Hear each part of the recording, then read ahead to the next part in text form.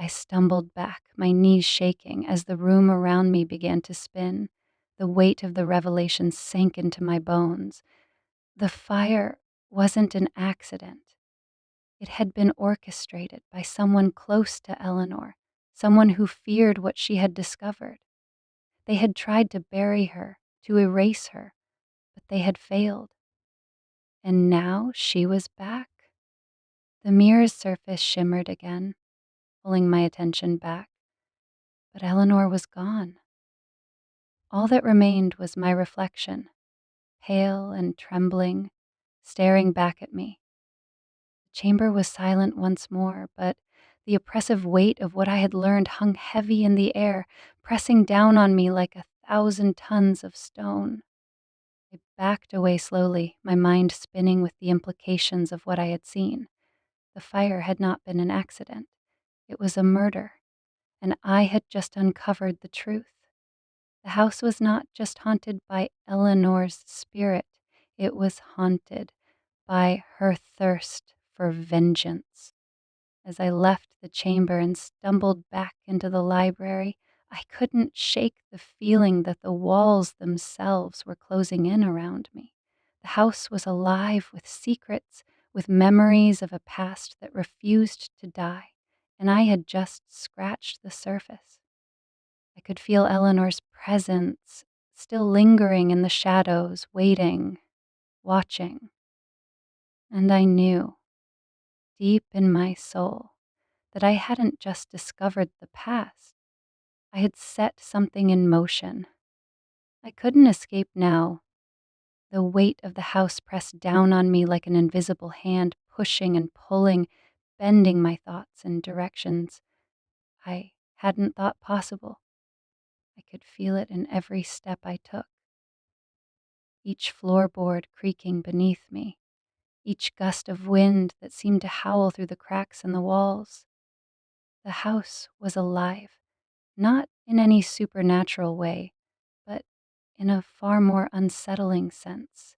It was alive with secrets, its bones heavy with things left unsaid, with the shadows of the past pressing down on everything I touched. The more I uncovered, the more it felt as though I had become a part of something far older than I could understand. Eleanor's spirit had drawn me into her web, and now I could feel her everywhere, lingering in the corners of the house, watching me, waiting. The day after my discovery in the mirror room, I spent hours poring over every document I could find, trying to piece together the Blackwood family history. I felt an almost obsessive compulsion to uncover the truth, to understand what had happened here and why.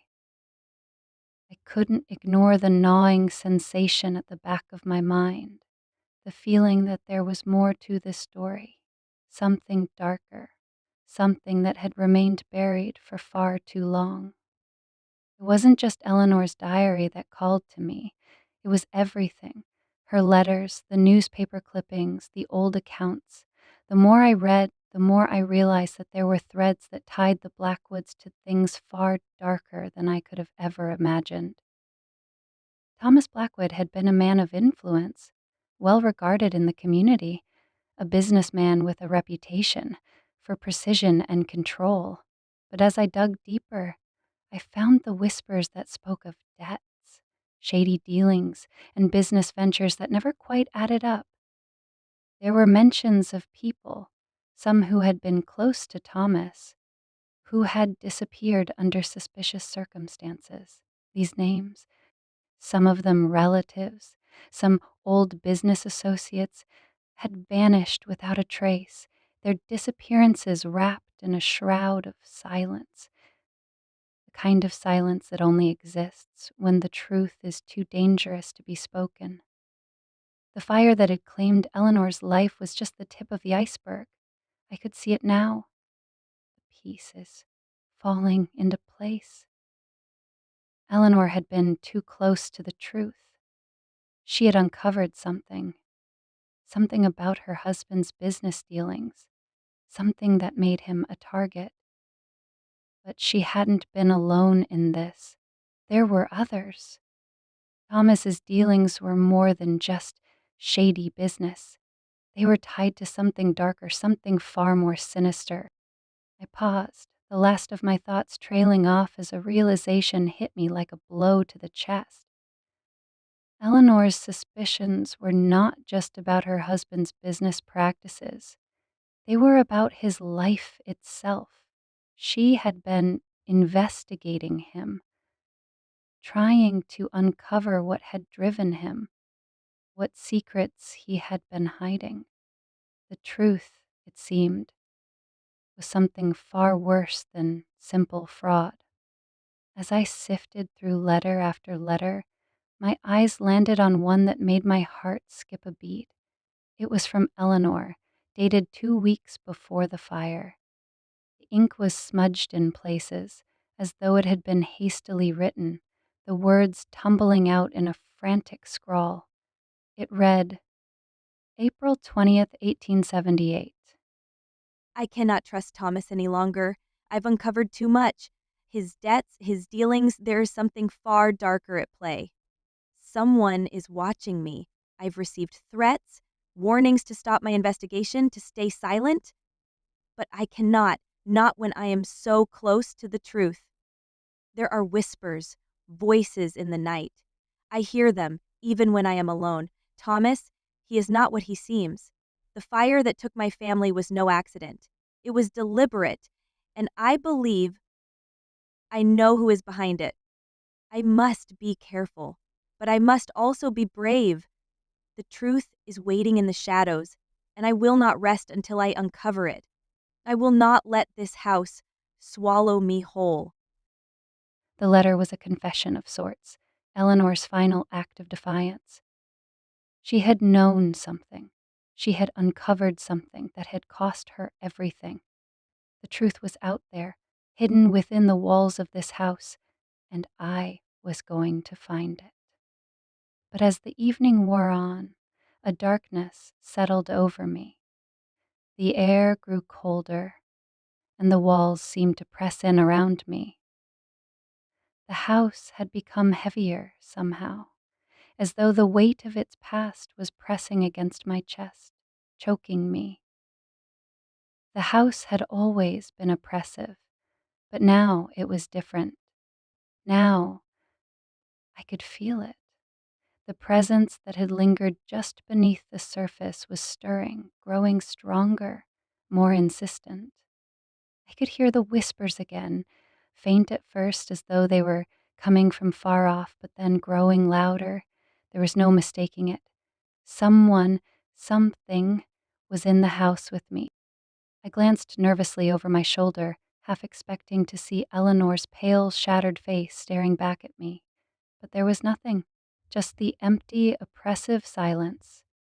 I couldn't shake the feeling that I was being watched, followed by unseen eyes.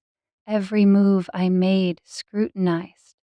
The sound of footsteps echoed through the halls, but when I turned, there was nothing. The house was playing its games again, twisting my perception, blurring the lines between reality and a nightmare. But I couldn't afford to be afraid. I had to press on. I had to uncover the truth. I continued my search, now focused on any remaining records of the Blackwood family.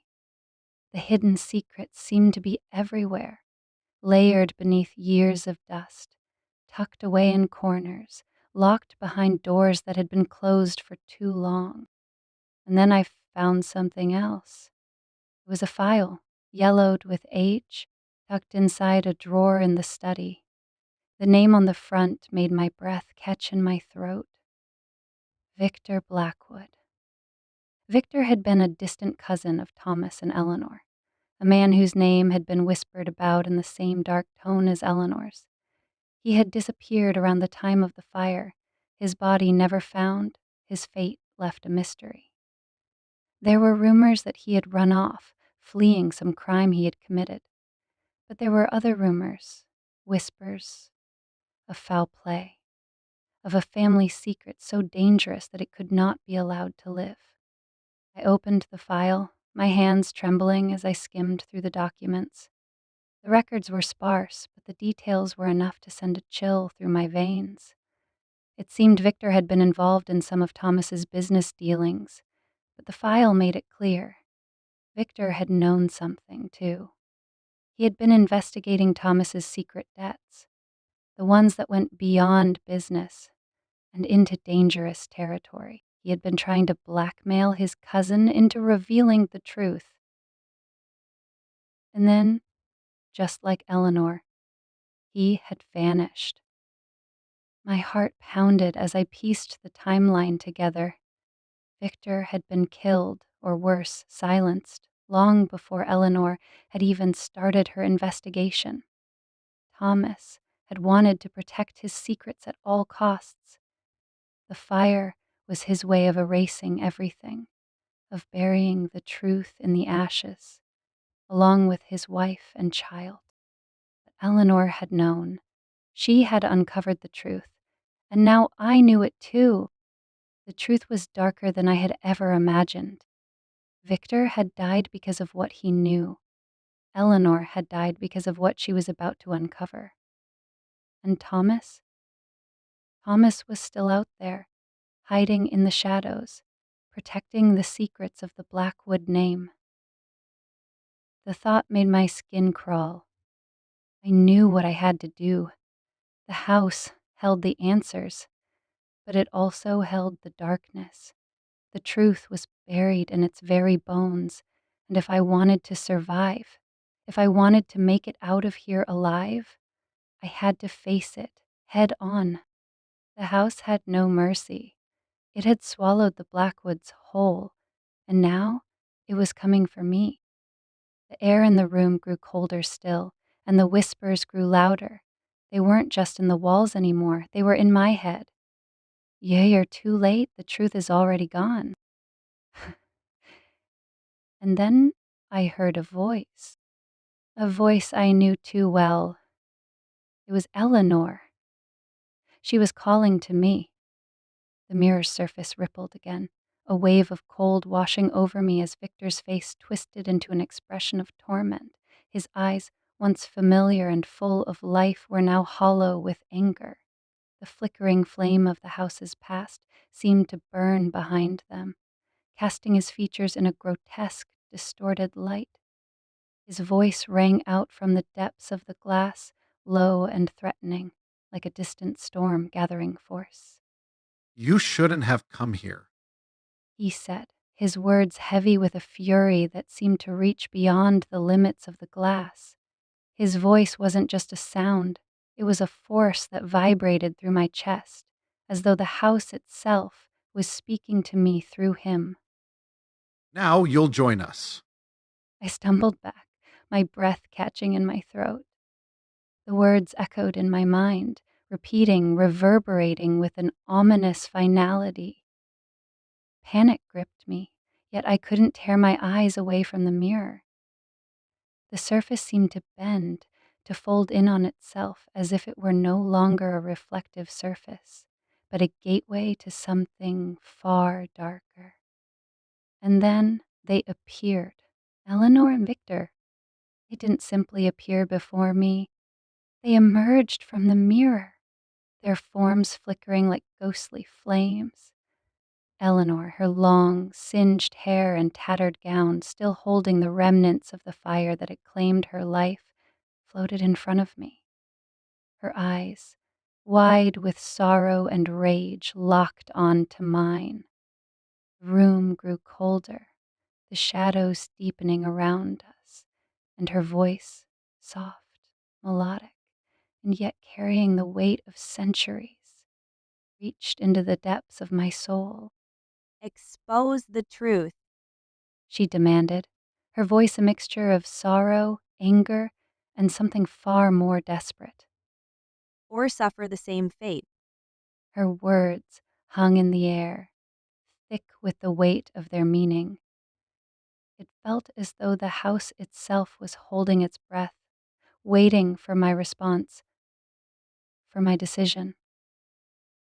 The air grew stifling, charged with an electric tension that made my skin crawl.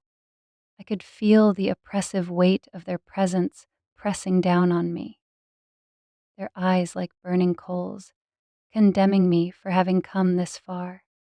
Victor's form appeared beside Eleanor. His face was contorted in an expression of pain and rage. His eyes, once so familiar to me, now held only accusation. He spoke, his voice trembling with fury. You should have left. He snarled. You are too late. We've been trapped in this hell for far too long. It's your fault. It's all your fault. The words hit me like a physical blow. Guilt washed over me, heavy and suffocating. The house seemed to close in around me, its walls bending inward, the air thick with despair. It was no longer just a house. It had become something far more, something that fed on the pain and regret of those who had died here, trapping them in its dark embrace. My heart pounded in my chest, each beat echoing in my ears. I wanted to look away, to escape, but I couldn't. The mirror, the room, the two of them, they held me captive. It was as though their anger and pain had seeped into the very walls, into my mind, and now it was my burden to bear. I had come here seeking answers, but what I had uncovered was far more than I had bargained for. Expose the truth. Eleanor repeated, her voice quieter now, but no less forceful. Free us. Free us from this prison. I had tried to steady my breath, tried to clear my mind, expose the truth. But what truth? The fire? The secrets of Thomas Blackwood? Victor's disappearance? Eleanor's haunting final days? How could I expose something I didn't fully understand? The pieces of the puzzle had scattered before me, but they were only fragments, disjointed, incomplete. I turned my gaze back to the mirror. Eleanor and Victor stood before me, their forms flickering in and out of focus. They were no longer just apparitions, they were memories, fragments of a tragedy that had consumed them, that had consumed this house. I realized then that the fire had been more than just an act of destruction.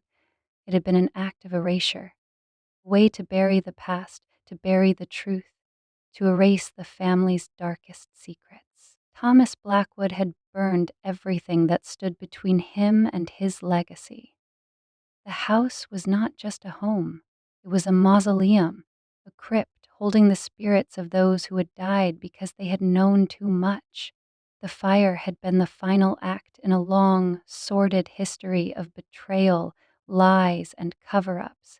And Eleanor had been the last one to know, the last one to threaten to expose it all. I understood now. The truth wasn't just about the fire or the family's twisted business dealings. It was about the people who had died here, the people who had been silenced. Eleanor and Victor had been victims of their own pursuit of truth, and now they were trapped in this house, bound to it by the very secrets they had tried to uncover. Please. Eleanor whispered, her voice breaking through the thick veil of darkness. You must know. You must understand. I died because I knew the truth, but I was never allowed to speak it. I felt the weight of her words, the sorrow in her voice and the terror that clung to every syllable.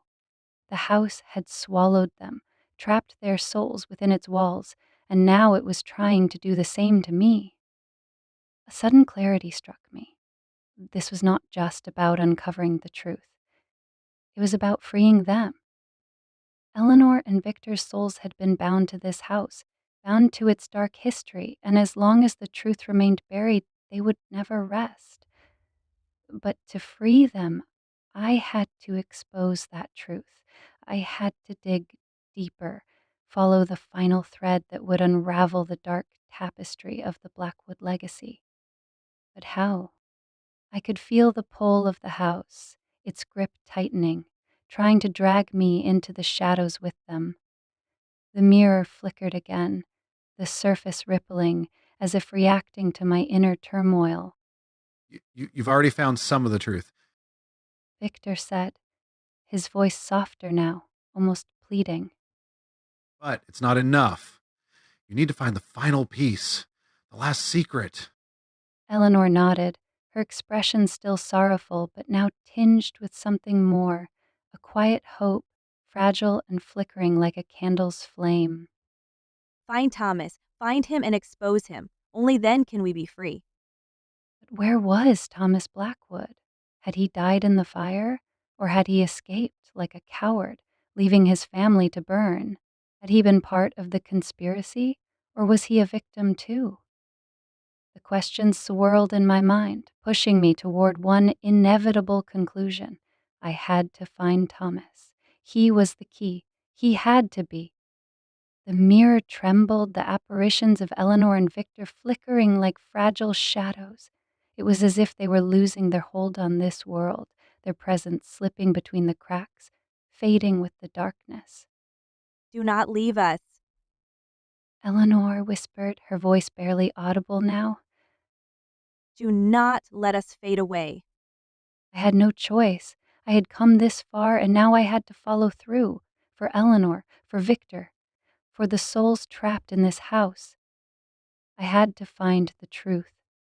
I had to find Thomas Blackwood, wherever he was hiding, and expose him. I took one last look at the mirror, at the faces of the two who had been left behind, their eyes filled with pain and longing. And then, with a newfound resolve, I turned and left the chamber. The house groaned around me, its walls shifting and whispering. But I was no longer afraid. I was determined. The truth was waiting, and I would find it, no matter the cost. The house felt heavier now. It had always been oppressive, its silence suffocating, but tonight it was different. Tonight it seemed to pulse with an unrelenting sense of dread, as though it too were aware of what I had uncovered.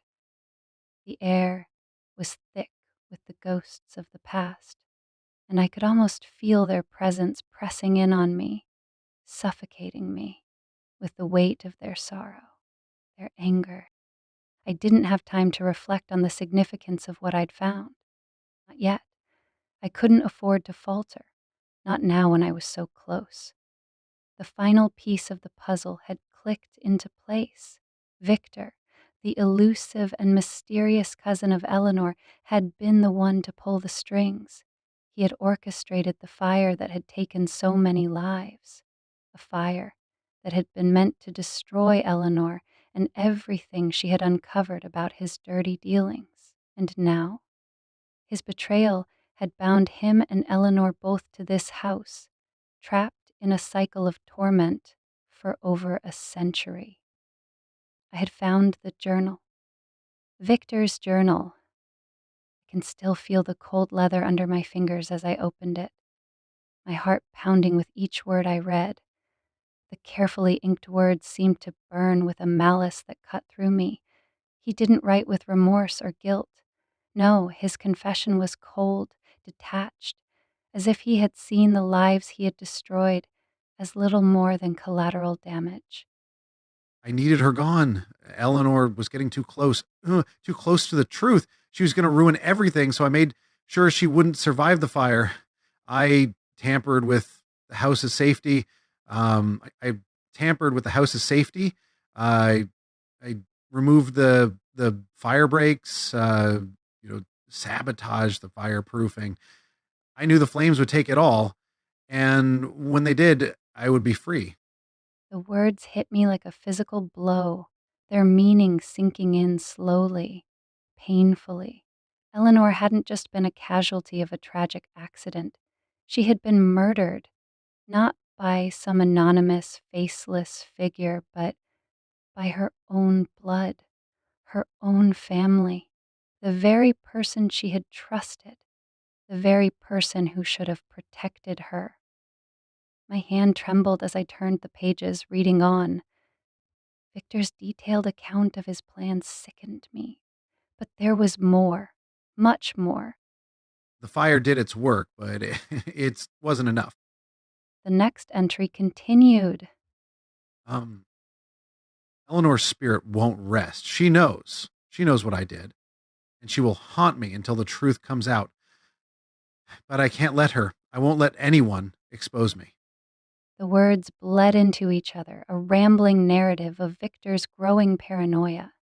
He was obsessed with hiding the truth, ensuring that the fire would erase every trace of his involvement. There, there was one detail that stood out to me. One detail that brought the pieces together in a way I hadn't expected. I saw her, her ghost, last night in the mirror. She knows what I did, and she's coming for me. But I won't go down without a fight. I will bury this secret, no matter the cost. She'll never escape this house. Neither of us will. That last sentence echoed in my mind long after I had finished reading. She'll never escape this house. Neither of us will. I had thought that the house itself was simply a backdrop to Eleanor's tragedy, a witness to her torment. But now I understood. The house had become a prison, a tomb where both Eleanor and Victor were bound by the very secrets they had kept. The fire had been only the beginning.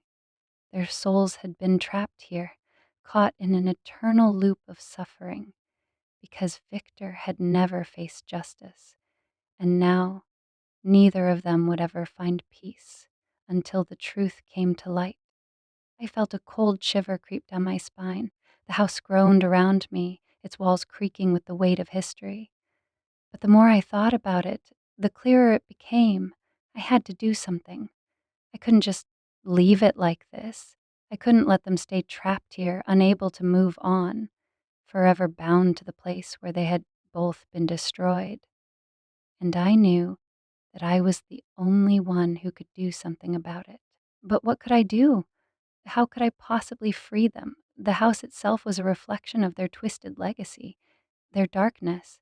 It had been built on lies, on betrayal, and now its very walls seemed to mourn the souls it held captive. Could I confront the spirits, force them to let go of their pain? Could I shatter the curse that had bound them here? I didn't know. I only knew one thing.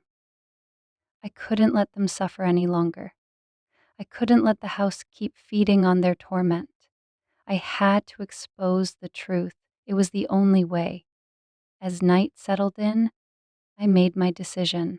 I would go to the mirror once again. The house had already shown me the faces of those trapped here. It had shown me Eleanor's sorrow, Victor's rage. But now, it was time to confront them. It was time to confront the truth. The hidden chamber was colder tonight, as though the very air had been waiting for me. The mirror stood before me, its surface still, its reflection dark and unreadable. For a moment, I hesitated, the weight of what I was about to do pressing on my chest. But I couldn't turn back, not now. I stepped forward, my breath shallow, my heart pounding in my ears. I didn't know what would happen once I looked into that mirror. Would they appear again? Would they speak to me? And what would they say? Would they welcome the truth? Or would they reject it, clinging to their vengeance even as it consumed them? I didn't have answers, but I couldn't wait any longer. I reached out and placed my hand against the cool glass. The moment my fingers touched the surface, the air around me thickened, the weight of the house pressing down on me like a physical force.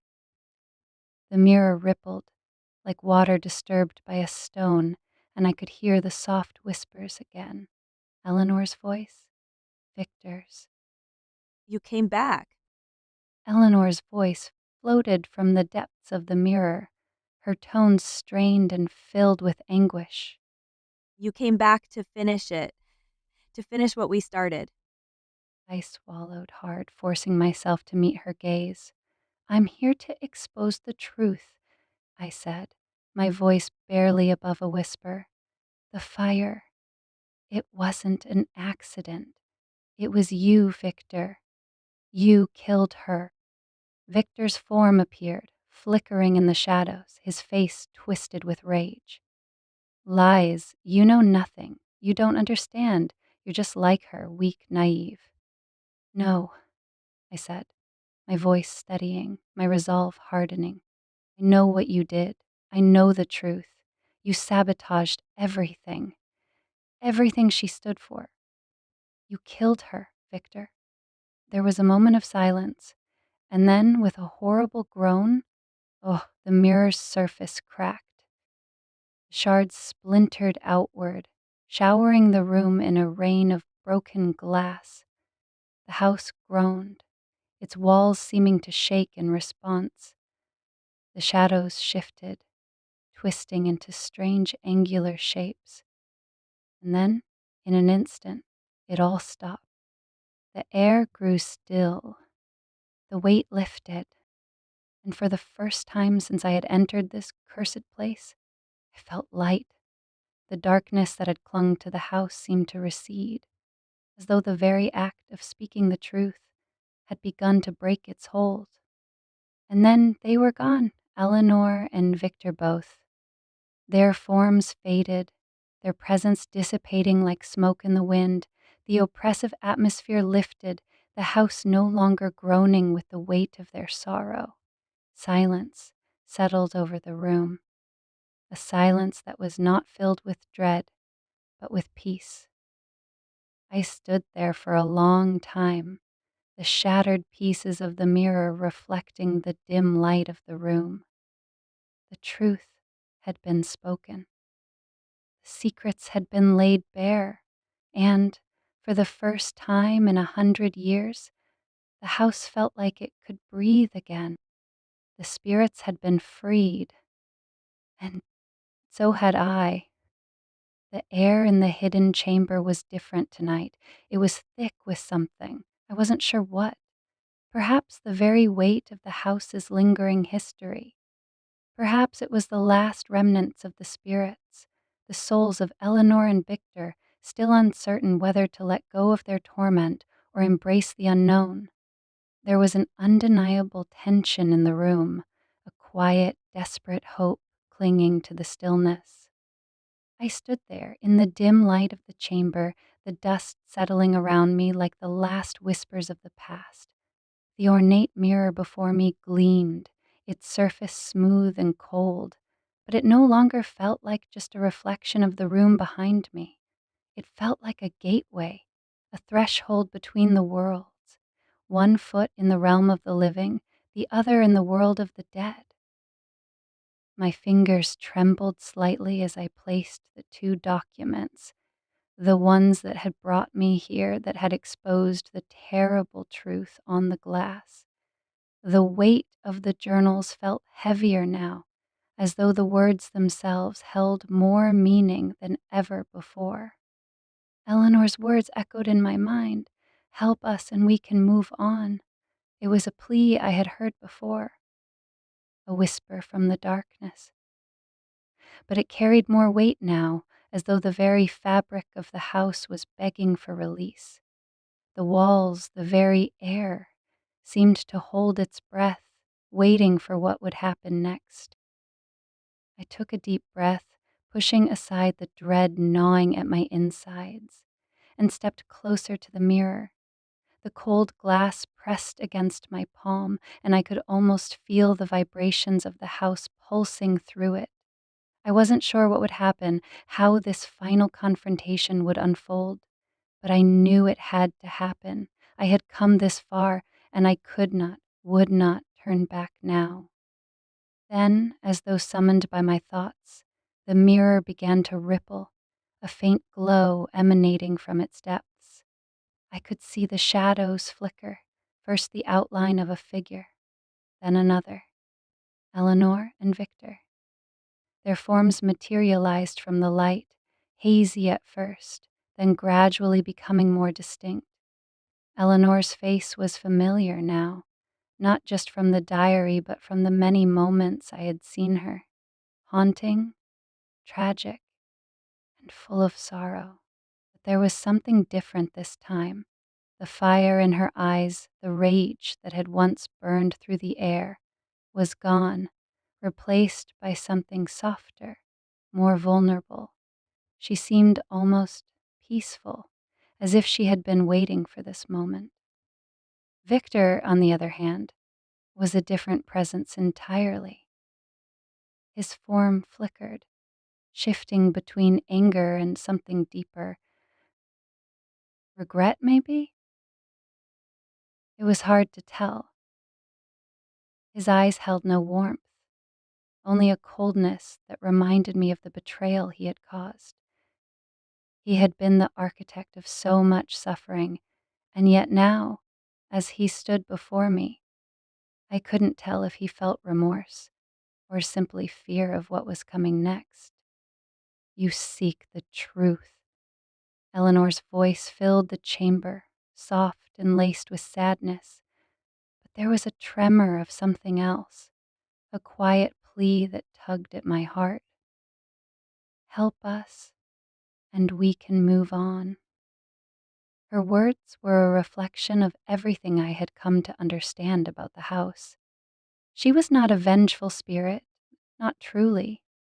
She had been a woman caught in a tragedy, a victim of the cruel hand dealt to her by her own blood. She had only wanted the truth to come to light, and now, with Victor beside her, it seemed she was finally ready to move on.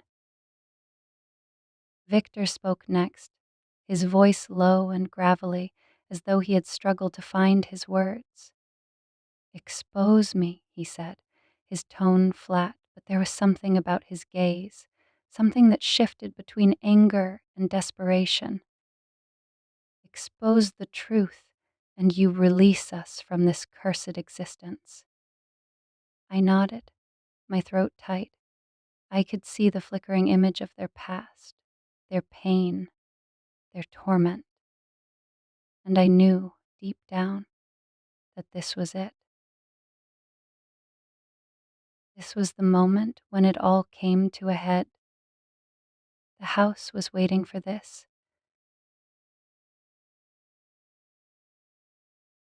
But this was the moment when it all came to a head. The house was waiting for this. I will expose the truth, I said, my voice steady despite the storm inside me. Your story will be told. Victor's crimes will not be forgotten. I will make sure of it. The words felt heavy as I spoke them, as if the universe itself was listening, holding its breath. The mirror shimmered again, and for a moment I thought I could see the faintest glimmer of hope in Eleanor's eyes, a flicker of recognition.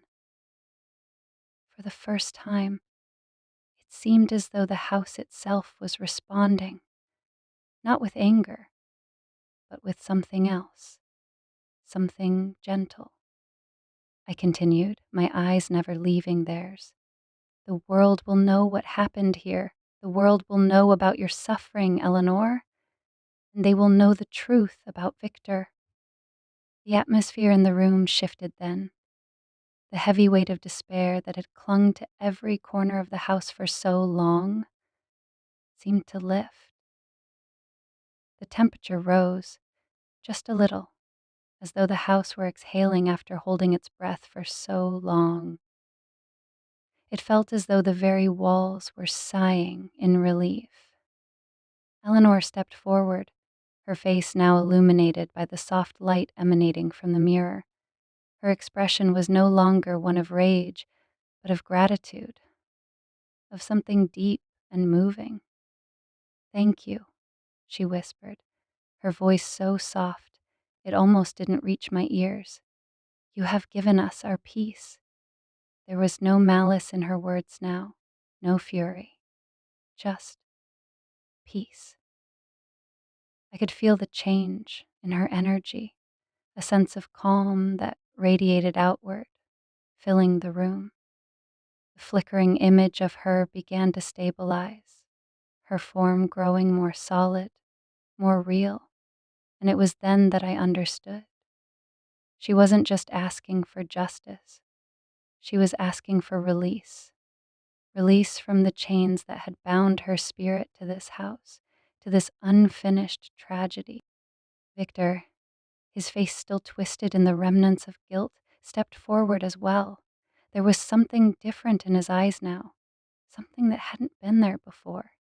His anger was gone, replaced by something more human, something broken. He looked at me for a long moment, and then, in a voice that was barely audible, he said, "I'm sorry." The words hung in the air, hanging between us like a fragile thread. I didn't know if he truly felt sorry for what he had done, or if it was the last attempt of a man who knew he had been condemned by his own actions. But it didn't matter anymore. His form began to shimmer, flickering and fading like the last embers of a dying fire. "I'm sorry," he repeated, his voice barely a whisper now. And then, with a final sigh, he dissolved, his image fading into the light. For a moment, the room was silent. The mirror was clear now, its surface unblemished, its reflections no longer clouded by the past. And the air, oh, the air was different. The oppressive weight had lifted. The darkness that had clung to the walls, the floors, the very bones of the house was gone. The house had let go of its grief, its anger, its suffering. I stood there for what felt like an eternity, my heart beating in my chest, but now with a sense of calm, of finality. I had done it. I had exposed the truth, freed the spirits, and lifted the curse. The house was no longer a prison, it was free. And so I was free too. Eleanor's voice lingered in my mind one last time. "Thank you." The silence that followed was not one of emptiness. It was a silence that came with peace, with resolution. The house had been freed, and so had I. As I turned to leave the chamber, I glanced back one final time at the mirror. The house was quiet now. No more whispers, no more shadows, just peace. I knew without a doubt that Eleanor and Victor were finally free, and that in a way, so was I. As the first rays of sunlight streamed through the window, the house felt different. The chill that had clung to the air for so long was gone, replaced by a quiet warmth. The oppressive weight that had once haunted every corner, every room, every shadow had lifted.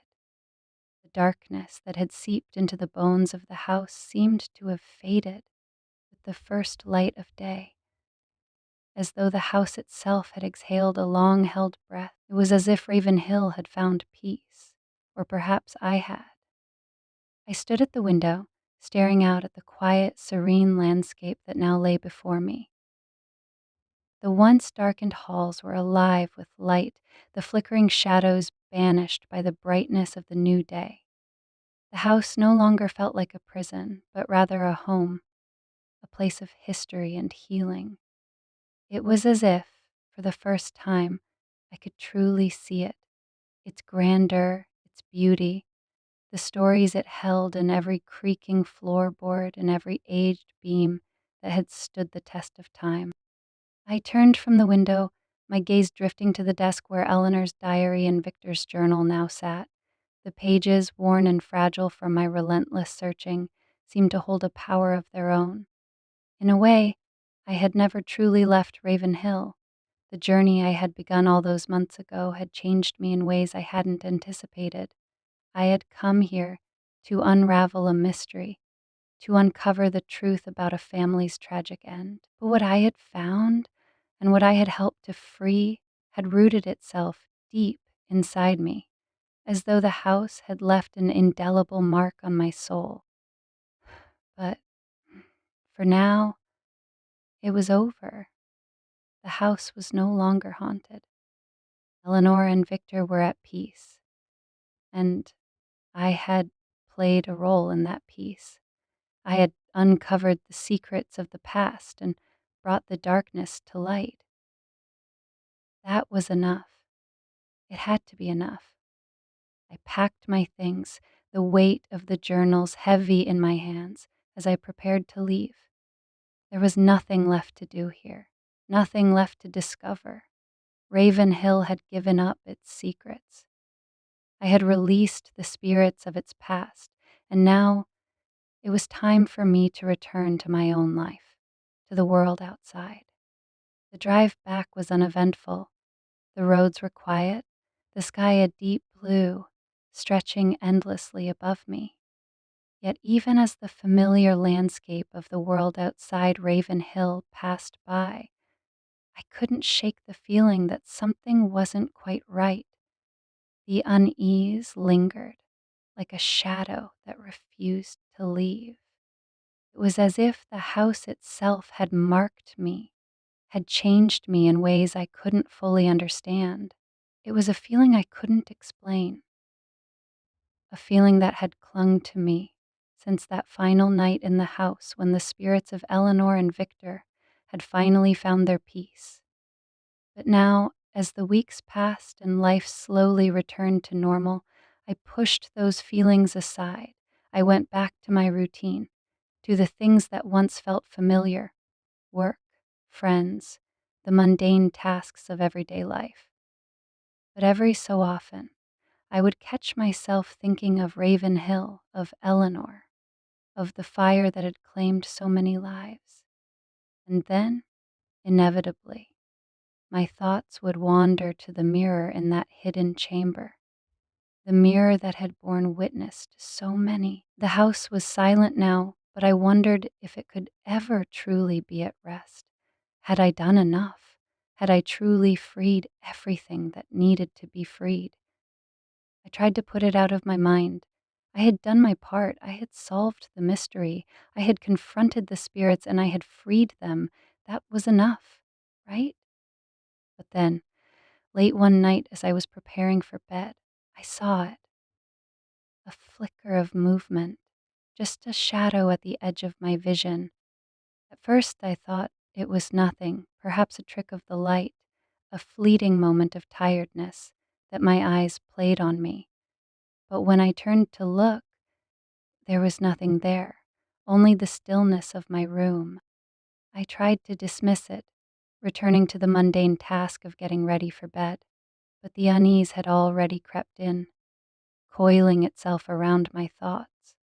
I couldn't shake the feeling that something was watching me, something that had always been there, lurking just beyond the edge of my perception.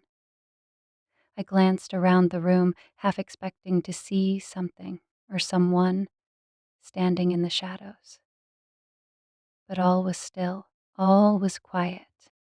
I sat down at my desk, distracted, as the minutes stretched into an uncomfortable silence. That's when I saw it. A faint ripple, almost like a whisper in the stillness, a momentary flutter at the corner of my eye. I turned quickly, but nothing. My breath caught in my throat as I noticed the journals, Eleanor's diary and Victor's confession, resting innocently on the desk. But something was different. One of the pages in Victor's journal had been torn out. My heart skipped a beat. I reached for the journal with trembling hands, my breath coming in shallow gasps as I flipped through the pages. I wasn't sure why it had taken me this long to notice, but there, between the yellowed pages, was the space, the empty space. A hole in the narrative, a void where words had once been. But what had been written there, what had been taken? I leaned closer, searching for any clue. And then, there it was, the remnants of ink, barely visible, but unmistakable. A cryptic message, scrawled hastily across the torn page. It read, Not all shadows can be banished. Beware the darkness that remains. a chill crept down my spine, creeping through my veins like ice. My breath caught in my throat, and for the first time in months, The room seemed to close in around me. The weight of the words hung in the air, thick and suffocating. I can feel someone laughing from a distance,